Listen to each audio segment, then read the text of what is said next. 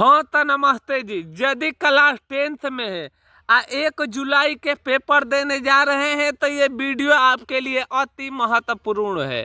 अभी तक आप कुछ नहीं पढ़े हैं और यदि इस वीडियो को देखकर आप एग्जाम में बैठ जाइएगा स्कूल में तो मैं आपको 100% गारंटी देता हूँ, पक्का आपका सारा का सारा सवाल बन जाएगा, एक भी ऑब्जेक्टिव नहीं छूटेगा, सारा रट जाइए। एकदम महत्वपूर्ण ऑब्जेक्टिव लाया हूँ। एक एक ऑब्जेक्टिव को चुन चुन कर जो सीधे पेपर में लड़ेगा ही लड़ेगा, ये हमारी 100% गारंटी है। आज के वीडियो यदि देख लेते हैं स्कूल में बैठ जाइएगा तो आपका एक भी सवाल नहीं छूटेगा। इसीलिए पूरी वीडियो अंत तक देखें। आज चैनल पर नए हैं तो अवश्य हमारे चैनल को सब्सक्राइब कर दे। तो चलिए हम बढ़ते हैं अब पहल का ऑब्जेक्टिव की ओर। कमेंट में बताइएगा वीडियो जब समाप्त हो जाएगा तो कैसा वीडियो लगा, लेकिन पूरी वीडियो क्या करना है, अंत तक देखना है, वीडियो छोड़कर नहीं जाना है, ना तो एग्जाम में आपको बहुत पछतावा होगा। काश में इस वीडियो को देख लिया होता। बाबू 10 मिनट आप टाइम निकाल कर इस वीडियो को आज देख लीजिए, सारा का सारा सवाल बनेगा। तो चलिए देखिए पहल का ऑब्जेक्टिव क्या कह रहा है। ऐसा कोई पेपर नहीं जिसमें ये सवाल आएगा नहीं, 100% गारंटी लगा लीजिए। क का उच्चारण स्थान का होता है बबुआ, तो क ख ग घ अंग, अंगों का तक जहाँ पूछेगा उसका उच्चारण का मरना है, को कंठ मरना है। लोटा शब्द है, आखिर लोटा शब्द कैसा शब्द है, तो याद रखिएगा ये देश में बोला जाता है, देशज हो जाएगा। कारक के कितने भेद होता है, महत्वपूर्ण इंपॉर्टेंट है, परीक्षा में अवश्य आएगा, तो याद रखिएगा बाबू। कारक का कितने भेद है, तो 8 होते हैं। सबसे मोस्ट इंपॉर्टेंट और वीवीआई सवाल, आपको ये सवाल पेपर में अवश्य लौकेगा। दही वाली मंगमा कहानी के लेखक कौन है, तो इसका ट्रिक याद रखिएगा, दही सिर पर धकर बेचा जाता है, तो इसीलिए इनका लेखक कौन हो जाएंगे, तो श्रीनिवास हो जाएंगे। मंगमा क्या बेचती थी बाबू, तो याद रखिएगा पेपर में आएगा, दही बेचते थे। दही वाली मंगमा कहानी किस भाषा से अनुवादित है, तो जो दही वाली मंगमा कहानी है बाबू याद रखिएगा ये कन्नड़ कहानी से है।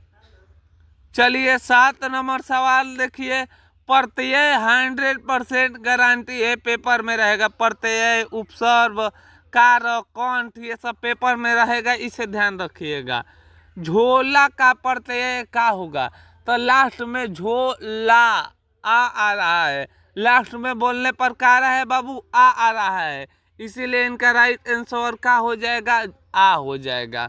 इसीलिए आ जाएगा नायक, नायक, लास्ट में बोलने पर नायक, क लास्ट में क आ रहा है, तो इसका प्रत्यय क्या हो जाएगा, क हो जाएगा।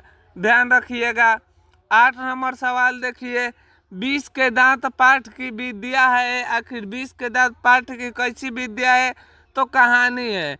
20 की दांत शीर्षक कहानी, कारक कौन है, तो याद रखिएगा बाबू 20 कहाँ पर पाया जाता है, नली में। विषैला कीड़ा जो होते हैं नली में पाया जाता है, इसीलिए उनका लेखक कौन हो जाएंगे, तो नलिनी विलोचन शर्मा हो जाएंगे। चलिए 10 नंबर सवाल देखिए। मैक्स मूलर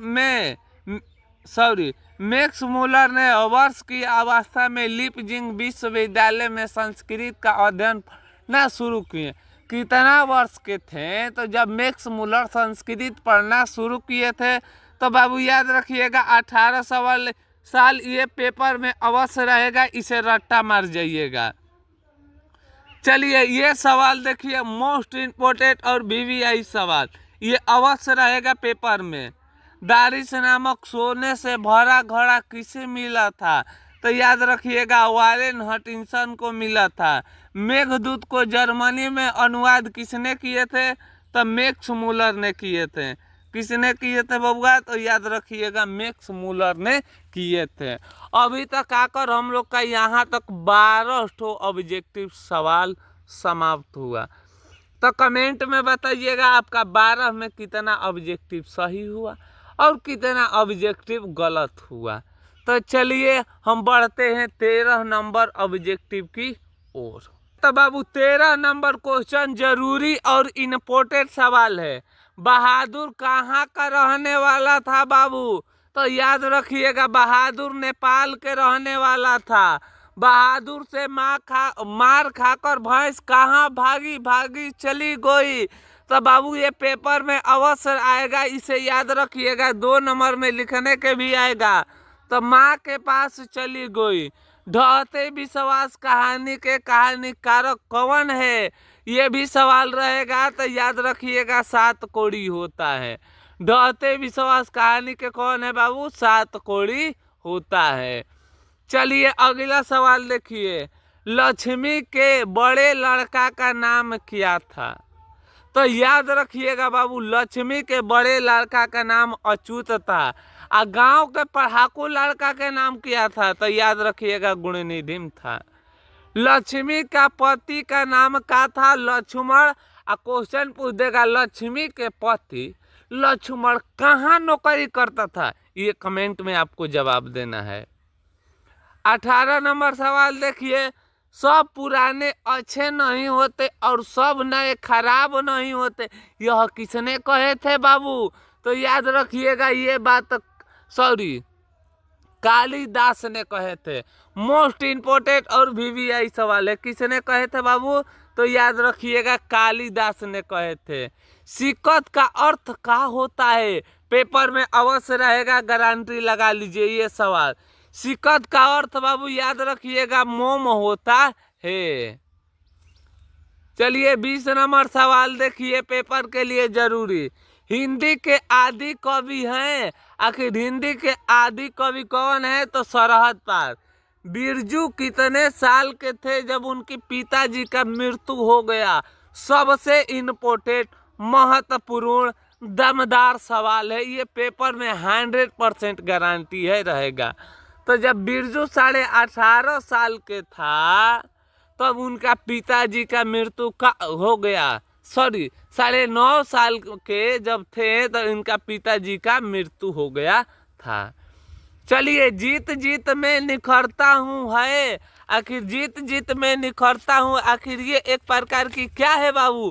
पेपर में अवश्य रहेगा, इसे ध्यान लगा लीजिएगा। तो याद रखिएगा ये एक प्रकार की साक्षात्कार है। का है बबुआ? तो ये एक प्रकार की साक्षात्कार है। चलिए 23 नंबर सवाल देखिए, बिरजू महाराज किस शैली के नर्तक है? जो बिरजू महाराज थे किस शैली के नर्तक थे? तो याद रखिएगा कथक। पंडित बिरजू महाराज का जन्म कहाँ कब हुआ था? तो याद रखिएगा बाबू ये परीक्षा के लिए सबसे जरूरी और महत्वपूर्ण सवाल है। कब हुआ था? तो 4 जनवरी 1938 को पंडित बिरजू महाराज के जन्म हुआ था। तो यहाँ तक आकर 24 ऑब्जेक्टिव हम लोग का समाप्त हुआ। तो कमेंट में बताइएगा आपका 24 में कितना ऑब्जेक्टिव अभी तक सही किए हैं या गलत किए हैं। मेरा विश्वास करिए बाबू, अभी तक कुछ नहीं पढ़े हैं। यदि इस वीडियो को देखकर जाएंगे परीक्षा में नो तो आपका सारा सवाल बन जाएगा। इसीलिए पूरा वीडियो अंत तक देखिएगा, यदि अच्छा लगेगा तो अवश्य अपने दोस्तों के पास शेयर करिएगा। तो चलिए हम बढ़ते हैं 25 नंबर क्वेश्चन की ओर। चलिए तो 25 नंबर क्वेश्चन देखिए, बिरजू महाराज का संबंध है, बिरजू महाराज का किससे संबंध है? तो कथक नृत्य से। माँ कहानी किस लेखक द्वारा रचित है? तो माँ हम लोग का ईश्वर होती है, इसीलिए इनका लेखक कौन हो जाएंगे बबुआ? ईश्वर प्लेटिकल। दही सिर पर धकर बेचा जाता है, इसीलिए दही वाली मांगमा कहानी के लेखक हो जाएंगे श्रीनिवास। अगला, मंगू जन्म से थी तो पागल और गूंगी दोनों थी। ईश्वर प्लेटिकल किस भाषा के कथाकार है?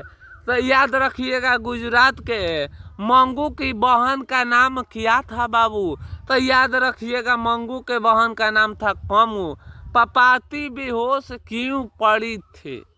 तो याद रखिएगा बाबू पपाती को तेज बुखार होने के कारण बेहोश हो गई थी। चलिए तो 30 ऑब्जेक्टिव आपका क्या हो गया? समाप्त हो गया। बताइएगा आपका 30 में कितना ऑब्जेक्टिव सही हुआ और कितना ऑब्जेक्टिव गलत हुआ। वीडियो अच्छा लगा हो तो अवश्य अपने दोस्तों के पास शेयर करिएगा। तब तक ले मिलते हैं एक और नई वीडियो के साथ। हंसते रहें, मुस्कुराते रहें। जय हिंद दोस्तों, वंदे मातरम। चैनल पर नए हैं तो अवश्य हमारे चैनल को सब्सक्राइब कर लीजिएगा।